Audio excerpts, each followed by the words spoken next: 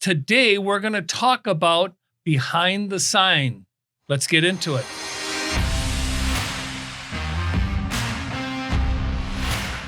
Hey, everyone. I'm here with Melissa Preciado, and she's a real estate agent here in Tucson, Arizona. And we're going to get to know Melissa and all about what she is, who she is, where she's from, and how she does real estate. So let's kind of get into it.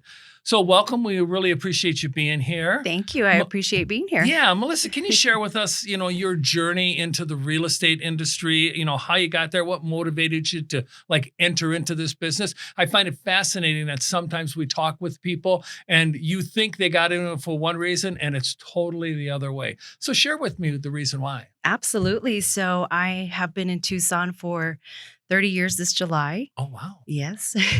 And before that, I was a military brat. So, oh, very good. Yes. So was it your mother or your father? My father. Okay. Well, He when you was in see the him Air next, Force. thank him for me. I will. Thank you.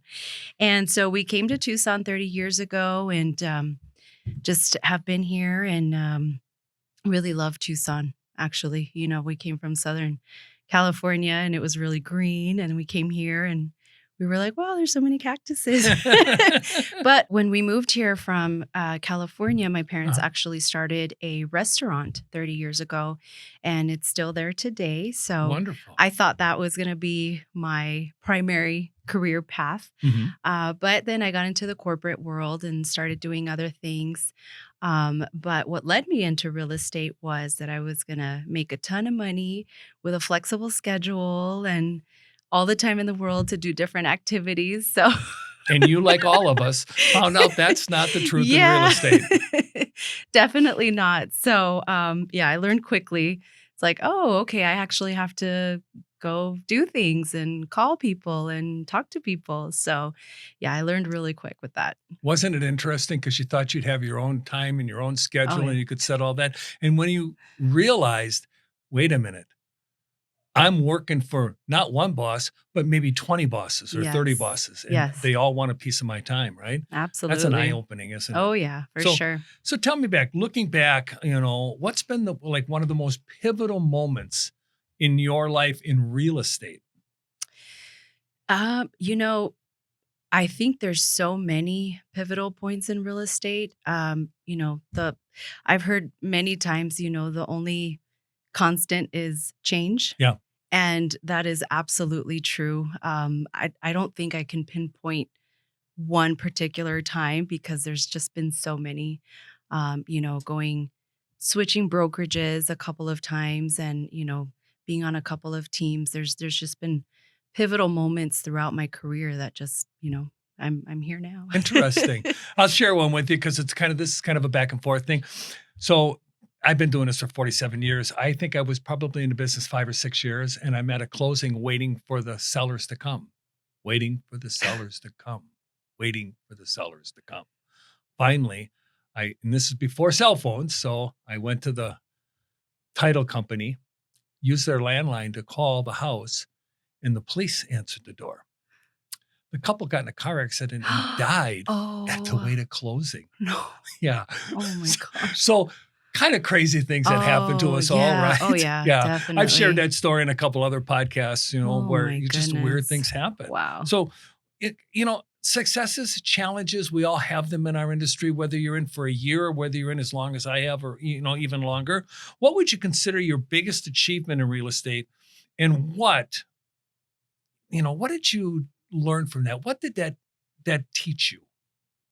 So my biggest achievement, I would say, and not monetary, it's just my personal growth with, everything that has to do with who I am now. Okay. I would say that's my biggest achievement so far. The cabin in Mount Lemon was really nice too. Oh, wow. That was really fun. That was Okay. a fun house to sell, Okay. But, I would say my personal growth is just, I've come so far. So tell me a little bit about your personal growth. How did you achieve that? Were you being coached? Were you reading books? What did you have some type of a Yes. mentor that was helping you along the way, or several mentors? Absolutely. So I started with Keller Williams, which was really, really focused on training, Yep. as you guys know. And I did every bold class that came along. I did any training, any classes, anybody that was willing to talk to me about real estate and how it helped them in their career. I've always felt like I've just been a sponge to any information out there. Okay. The Millionaire Real Estate book, I'm like, I keep that, Yeah. really, really close to Yeah. my heart. Yeah, these are Keller Williams products. We're Yes. not marketing them. We're just letting you know No. this was one of the tools that you used to get Yes. to where you are now. Yes, Right? Yeah. absolutely. And all brokerages have different tools. Yes, You know, yes, Keller Williams isn't specific to having tools. Remax has tools. yes, Coldwell Banker has tools. Some of our local, like Long Realty and or Tierra Antigua, they have tools. HomeSmart has tools. yes, So all brokerages have tools. absolutely. The key is what? To Use use it. them, Use it. right? Yes, Yeah. absolutely. So tell me about an up and down, something that brought you up or something that brought you down and how you were able to overcome that. Ooh. Now, we all have them, so Oh, don't say you don't have them. Oh no, I had 9 this morning. there's been so many. Oh my gosh. I think I have really thick skin now at this Yes. point. I had a spot in the closet where I would cry for a long time, but so unoriginal. But when COVID first started, Yeah. that was really scary for me. And unfortunately, I went into fear mode, Okay. for about a good 2 weeks. I had a couple of deals and everything fell apart. Everybody was scared and just fell apart. And those 2 weeks were just, Brutal. yes. Yeah, Yeah. absolutely. Everything, worked out and came back together. But that was a moment for me where I was really like, okay, I don't know if I'm going to continue doing this, what's going to happen. That was really a big eye opener for me. What did you learn from it? Keep going. The only Keep fear, going. Yeah. The only fear we have is the fear itself, right? Yes, Yeah. absolutely. Yeah. And Just keep going. You can work your way through it. Yes. As long as you don't allow it to control you, right? Absolutely. Okay. Yes. From your experience, what major changes have you seen in the real estate market? Now, we talked a little bit about COVID. Let's talk a little bit about after COVID. Right. So, everything just completely went nuts after COVID, right? Or during COVID. Yeah. I really started to see a bit of a shift in the market back in August, September of last year. That's when really things slowed down for me personally. And I'm like, okay, we were always like, the shift is coming, Yes. So that's when I really started to see it. And I was like, okay, buyers aren't buying, sellers aren't selling, what do we do? So at that point, I feel like I had the tools necessary and kind of the guts to just, okay, what are we going to do? So it was back to basics, open houses, cold calling, going back to past clients and, just really getting back to basics and door knocking and getting our boots back on the ground. So as old timers, we call that a normal market. Yeah. It's really is a normal market. You're prospecting, you're Mhm. looking for people who Absolutely. you can help Yeah. in an arena that they're not familiar with, right? Right. Yeah. Okay. So what advice would you give to somebody who's just starting out into real estate? Absolutely. So the biggest thing I can say is getting systems in place right away. Okay. Looking at your calendar and making sure everything you do is in your calendar and you're making time for everything. Whatever CRM you're using, to contact clients, get that really down and making sure that you're it's something that you're using, even if it's an Excel sheet that's what you're using and you're doing that.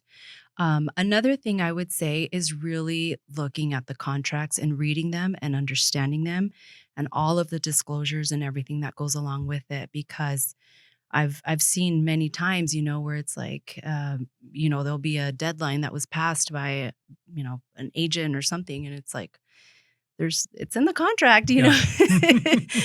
not to, but, Yeah. Sometimes you don't read it or understand it as the agent. And I think that's really important to make sure that you have a full grip of what you're doing. Yeah. I had a mentor long time ago back in the early 80s who told me that I should be reading the contract 10 times Oh yeah. every week until I can actually recite it like I recite the Lord's Prayer. Oh yeah. Um, that's when the contract was 1.5 pages. Now Oh they're goodness. 14. Yeah. And it's not the Lord's Prayer, it's the Gettysburg Address, right? It's so long.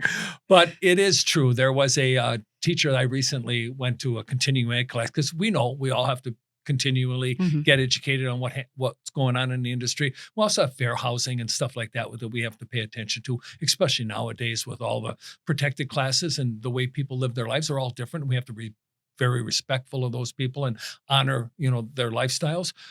But John Dwyer was his name. He's out of Phoenix, Arizona, and he says, you should read that contract 100 times a year. Oh yeah. And I thought, wow, Absolutely. because there's 27 places where you can get sued in a real estate contract. Ooh, I didn't know Yeah, that, but yeah, 27 I places. believe it. That was amazing. So you talked a little bit about, personally growing, going to what we call the MRE book, which is a millionaire real estate agent. Mhm. And it was kind of interesting. I know like 7 of those agents that are in there that they interviewed personally. In fact, one of my all-time coach, Tim Wood, is quoted in there a couple times. Um, what was it? What was the one thing that you grabbed onto and said, okay, this is it. This is what I need to do, or I need to understand in my business to get better at it. The need for nurturing your Okay. clients, Okay. past clients, current clients. We say it's a people business, right? Right. And once you're in it, you can get caught up, in the transactional part of it where, you're like, okay, next house, transaction and how many houses are you closing? And it can get into numbers really quickly. But when we kind of sway from people, I think that's something that I really have learned that I need to work on continuously, and something that I think is the one thing that I can focus on where I can do better, and that I've like really the light bulb has gone off. So client care is Yes. important. Could we use a general term like client care Sure. versus deal care? Yes. Right. Absolutely. I agree 100% with you. In this Yes. industry, sometimes we see a lot of deal care, not client Right. care. And the agents on the other side are calling us and saying, I need this commission because I need to make my mortgage payment. Right. Well, that might be true, Right. but your client doesn't care. Yes. Your client's expecting you to care about them to Yes. have a mortgage payment, Right. to be able to get the Exactly. house, right? Yeah. Yeah. Yeah. It's good that you've recognized that. Yes. I think that's very important in our industry. We all know that used car salesmen, attorneys, real estate agents, we're kind of down there Yeah. because of that type of attitude. Right. When you develop, I think, a really good relationship with your client, you move way up the ladder Yes. because you're there and they start to understand that you really care for them. And really, Yes. isn't that how we start to create generational real estate transactions with them and their family? 'Cause Yes. we want to be their real estate agent for life. Right. We want their best interest ahead Right. of our own because we know when we put them ahead of us, they'll just pull us right along. We don't have Right. to worry about it, right? Oh yeah, Yeah. absolutely. Hey everyone, we want to interrupt this episode to let you know that we are a Keller Williams Southern Arizona franchise. We are also realtors practicing equal housing. Now let's get you back to the podcast. What trends do you see right now that is happening in real estate? What are you noticing that you maybe haven't noticed before? Before in the past Yeah, or yeah, just right before in the now? past. Yeah. Um, So, you've been in it for 8 years, mhm. right? Okay. You've seen some things over 8 years. We've had some ups and downs and sideways and all that. What are you seeing now that's like saying to you, we need to pay attention to this? Something that I hadn't seen before is the introduction more and more of AI into our industry, Mm-hmm. and just the use of technology in general that, I really hadn't put much thought into it before. And now I'm really starting to see the benefits and, maybe negatives to it. So that's something that I'm starting to implement into my business, whether it's writing emails or a text message that I don't know how to say it properly or I want it to sound better, I'll put it in chat GPT and, I'll get a really nice email of what I want to say. And I think that's something I hadn't used before personally. So, Great. Well, we're starting to see a lot of that in the oh, industry yeah. right now. We're starting to see it used when it comes to descriptive writing for Yes. properties.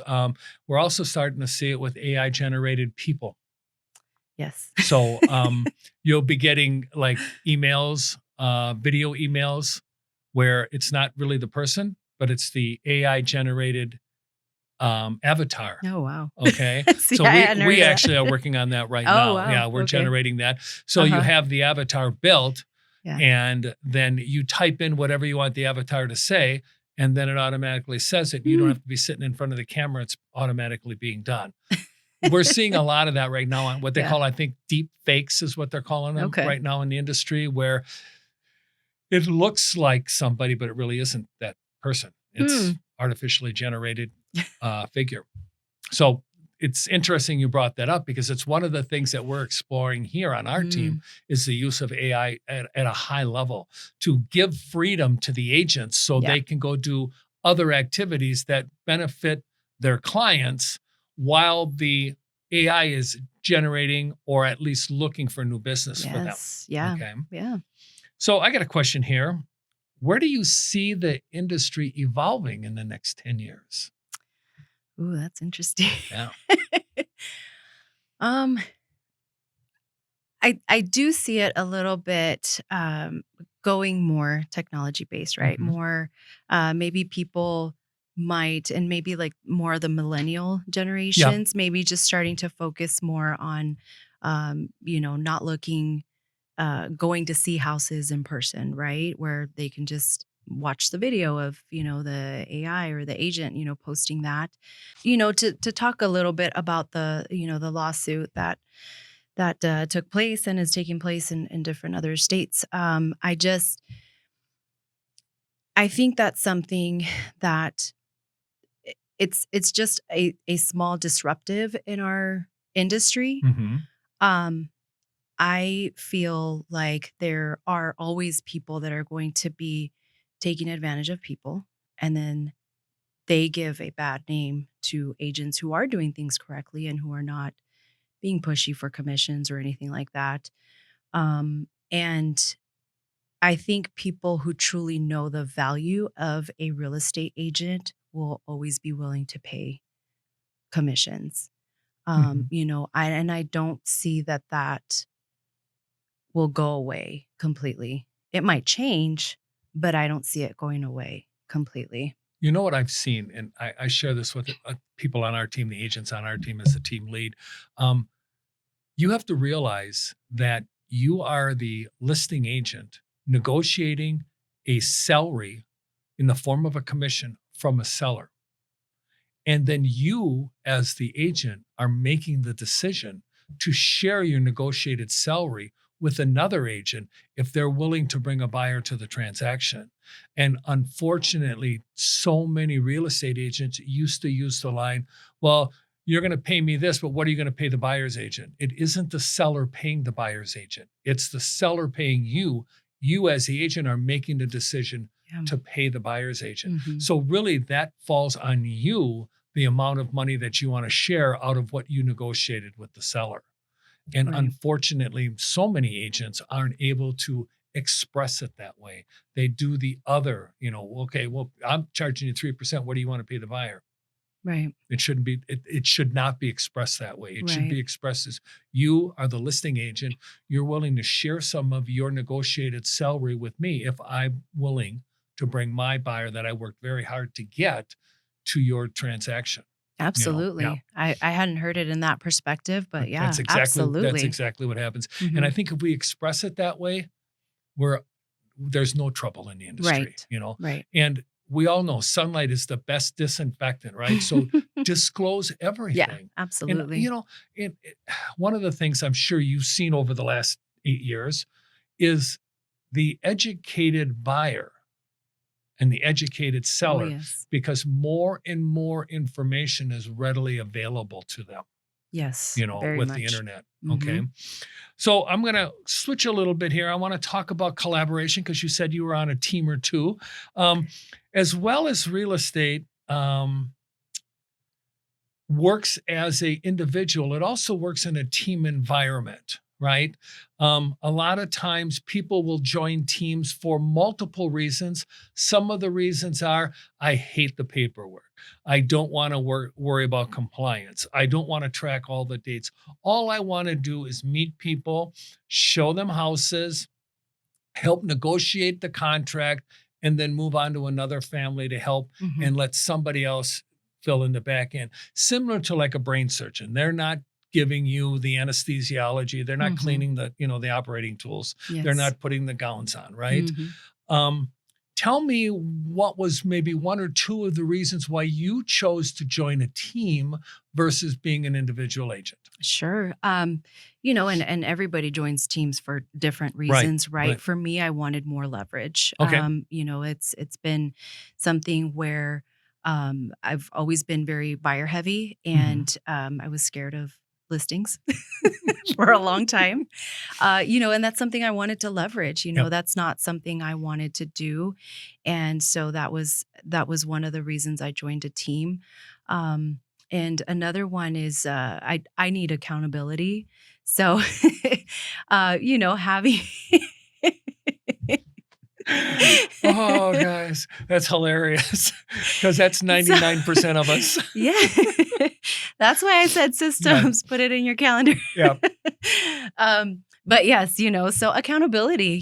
Just showing up to the office every day and knowing that I have to be there because it's very easy to just get comfortable with being at home and then I gotta throw a laundry load and Yeah. Yeah. there's some dishes and then all of a sudden you're not making calls, so Mhm. that's a huge part of why I needed to be in a structured space. Okay. So in the structured environment, did you have a specific structured space? So were you going into an office or were Mhm. you working from home? Now you mentioned you have children. Yes, I have two Okay. boys. So you have two boys, Yeah. and are they in grade school, high school, middle They school? are in middle school now and high Okay. school. So Mhm. are you a mom from home realtor, or do you get the kids off to school and then go into the office and work from the Yes. Yep. office? And you find Mhm. that structure works well for you. Yes. Not a lot of distractions around, like you said. Yes. Oh, Oh, yeah. I got to get the wash on, or oh, that mirror needs to be cleaned, or I know I can't work from home. yeah, yeah. I understand. My wife was share a little bit. My wife was a real estate agent. She's retired right now, but I can't work from home because I get pulled 19 different directions. Yeah. I have to come into the office. So structured environment works really well for Yeah. me. Let's talk about an experience where working with others significantly impacted your relationship with your client. So by working with somebody else, how has that impacted your relationship with your clients? Yes. So I it I think it was like my first year of real estate. I had these clients that were under contract with a house that was flipped. Uh-huh. And we went through the inspections and there was several things wrong with the house that weren't done Like correctly. there always are. Yeah.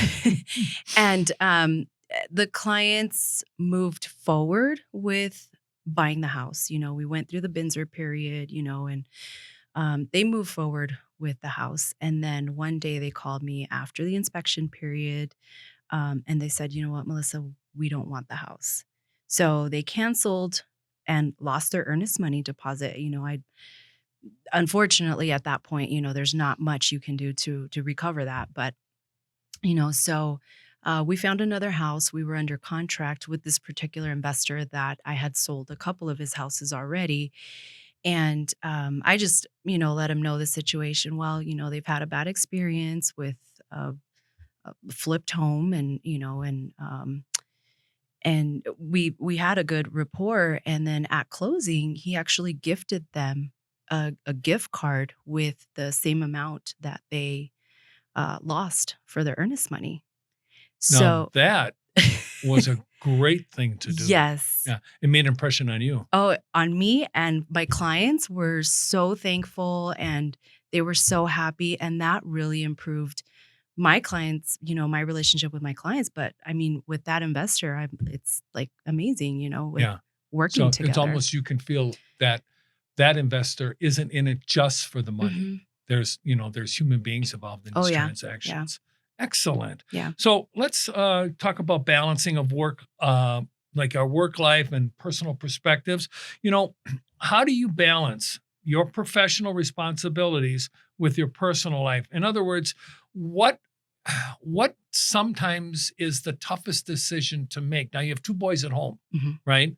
And I'm assuming that they have needs and wants too that may interfere with what happens in your regular work life. How do you deal with that?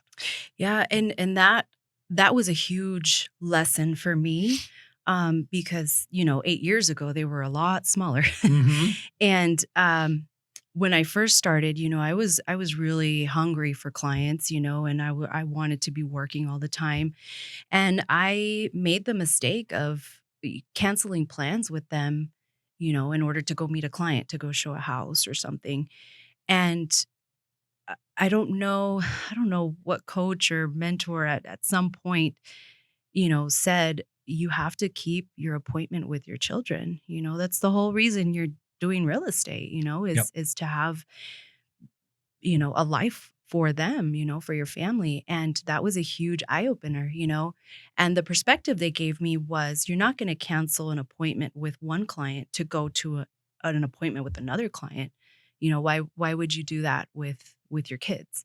And that was huge for me. Yeah. And after that, I just let people know, if I'm going to the movies, with the boys at 5 o'clock, just say, hey, client, I can't meet you at 5. We can go tomorrow or we can go earlier in the day, But keeping your appointments with your family, I think, is very important, and treating it like that, where it's an appointment and you're not going to cancel. Yeah, well, that's good. That's great advice. That's a core value that it Mhm. looks like you developed over time. Yes. And it's very easy to fall to the seductive nature of real estate for us Oh, yeah. because we never know when this one deal will give us a commission check that will be significant to our income, right? Right. But the missed basketball game or the Yes. missed recital Yep. has just as much of an impact on your child as the loss or the perceived loss of a commission check, right? Right. You got to start weighing that out. And Absolutely. you're absolutely correct. I agree 100% with you. You don't cancel one appointment with a client for another appointment with a client, and your kids are your clients, right? Yes. You're their mom. Oh, yes. They're your kids, right? Yes. Well, Melissa, I really want to thank you for coming in today. Thank We've you. gotten to know you a little bit better. I really appreciate that. So everyone, we'll have Melissa's information on here if you need to reach out to her and talk with her about what it's like to be a real estate agent, or if you have a house to sell or you want to buy one, she's a great agent. So until next time, have a great day. Thank you for listening and watching the Nitty Gritty of Real Estate podcast here with the Tom J. Krieger team of Keller Williams, Southern Arizona. If you are interested in buying a home, selling a home, or even investing in real estate, we have 5,000 agents across the country that we can connect you to. If you need any free resources, feel free to check out our website at www.thetjkteam.com. We hope you have a great day.